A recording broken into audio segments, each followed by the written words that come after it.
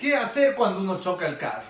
Cuando uno tiene un accidente de tránsito, la primera cuestión, la más importante que se debe tener sobre la mesa es saber si es que hubieron heridos o no. Y esto no depende únicamente de la consecuencia legal, sino un tema humanitario de saber si es que hubo una lesión o incluso alguna afección mayor en alguna persona. El primer tip en torno a este tema es, si es que no hubieron heridos, respire, tranquilícese. Lo peor que va a pasar es que se lleven los carros para una investigación, pero usted no va a ir a la cárcel. No hay prisión por el delito de daños materiales. Si es que el daño supera los 3 salarios básicos, esto se considera un delito y será investigado en fiscalía.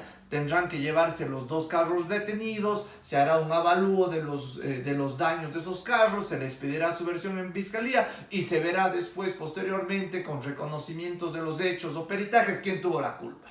Ahora, si es que hay heridos, la cuestión es un poco más preocupante. Se llevarán asimismo los carros y estará detenido el presunto culpable durante unas horas hasta determinar si es que las heridas de la persona que ha estado en el accidente superan los 3 días. Si es que estas lesiones superan los 3 días, habrá una audiencia de flagrancia por el delito de lesiones. Si es que no superan los 3 días, quedará la persona libre y únicamente se le seguirá un proceso por el juicio de daños materiales. Esto es importante saberlo.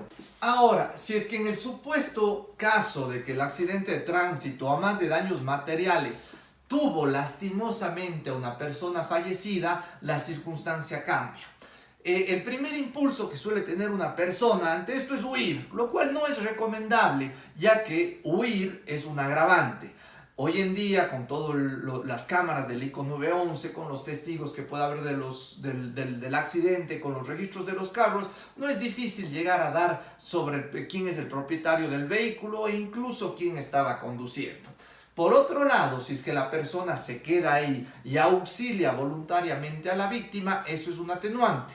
La muerte culposa en delitos de tránsito puede tener una pena de prisión de 1 a 5 años, depende de algunas circunstancias. Pero uno de los temas importantes que deben saber las personas es que en este tipo de delitos, en donde usted no es un criminal, no salió a matar a nadie, fue imprudente porque estuvo exceso de velocidad, con las llantas cocolas, no observó las reglas de conducción que debería haber observado, existe la figura de la suspensión condicional de la pena. ¿Qué significa esto? Después de un proceso, el juez va a llegar a determinar que usted es responsable por la muerte de esa persona por A o B circunstancias. Esa responsabilidad acarrea que usted tenga que pagar una multa, tenga que indemnizar, en este caso, a la víctima. La familia de la víctima, al ser un fallecido, se le va a hacer una suspensión de la licencia y puede ir de 1 a 5 años de prisión.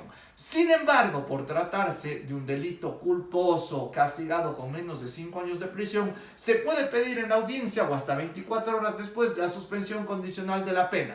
¿Qué es esto?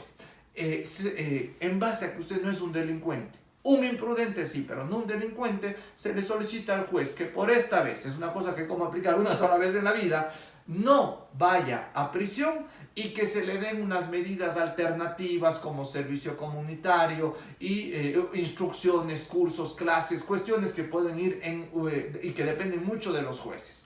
Estar inmiscuido en uno de estos procesos es muy incómodo para quien estaba manejando y más aún para sus familiares. La recomendación es siempre andar responsablemente y evaluar todas estas consecuencias, tanto como el quedarse en el lugar, auxiliar a la víctima, saber que si es que choca y solo hay daños materiales no va a ir a la cárcel, se va a quedar un par de días sin carro, pero no va a ir a la cárcel. Si es que usted tiene seguro, lo más recomendable es dejar que se lleven los carros, porque ese rato, o incluso si es que no tiene seguro y quieren hacer un arreglo, sí, yo le pago el arreglo, fue mi culpa, no se preocupe.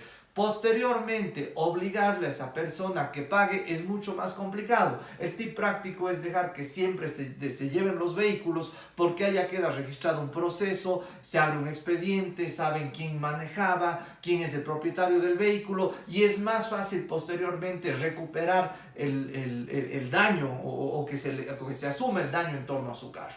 Esas recomendaciones son siempre prácticas, directas, y lo importante de esta información no es que ande hecho bestia ahí a toda velocidad por la Remigio Crespo, sino que maneje con conciencia, conozca exactamente cómo reaccionar ante un accidente de tránsito y asuma con toda responsabilidad las consecuencias de sus actos.